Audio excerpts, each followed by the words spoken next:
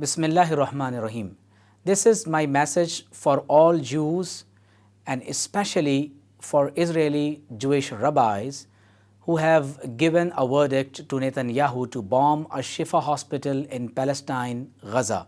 They have declared that a Shifa hospital where innocent people, including men and women and children, and especially those who are wounded in the bombardment of Israeli aircrafts, and they are there to be treated by the doctors. They have given the verdict that a Shifa hospital is the headquarters of terrorists, and there is no halakhic and moral prohibition, and there is no legal prohibition to bomb the enemy after adequate advance warnings. I would like to remind all Jews and especially Jewish rabbis what is mentioned in Exodus chapter 20 verse 13 and known as the 10 Commandments. The 10 Commandments have the same importance and significance in Judaism as Muslims believe in 5 fundamental articles of faith and pillars of Islam. It says, "Thou shalt not kill."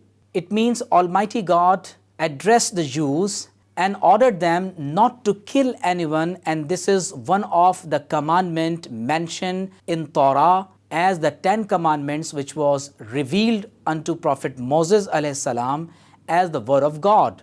And there is another verse which is mentioned in Deuteronomy chapter 18 verse 18 to 19, which discusses the advent of the last prophet, Prophet Muhammad sallallahu ta'ala alayhi wa alihi wasallam. Because as a Muslim we believe that all prophets sent by Almighty God, they believe in the one and same religion, and that is Islam.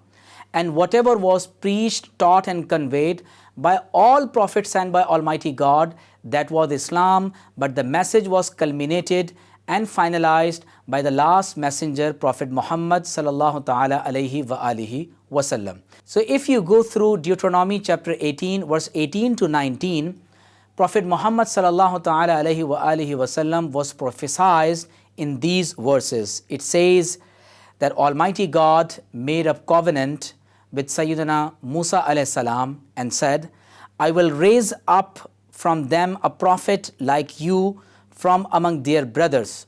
And keep it in your mind that Prophet Sayyidina Ibrahim alayhi salam had 2 sons, Sayyidina Ismail alayhi salam and Sayyidina Ishaq alayhi salam. So Banu Ismail and Banu Israel, Arabs and Jews are cousins with each other.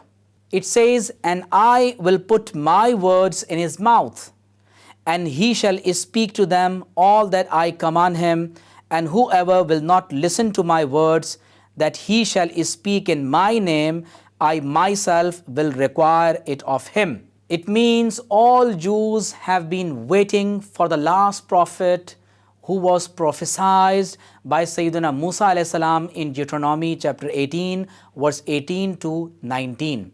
And Almighty Allah sent his last and final messenger, Prophet Muhammad sallallahu ta'ala alayhi wa alihi wasallam, among their brethren, and they are Banu Ismail.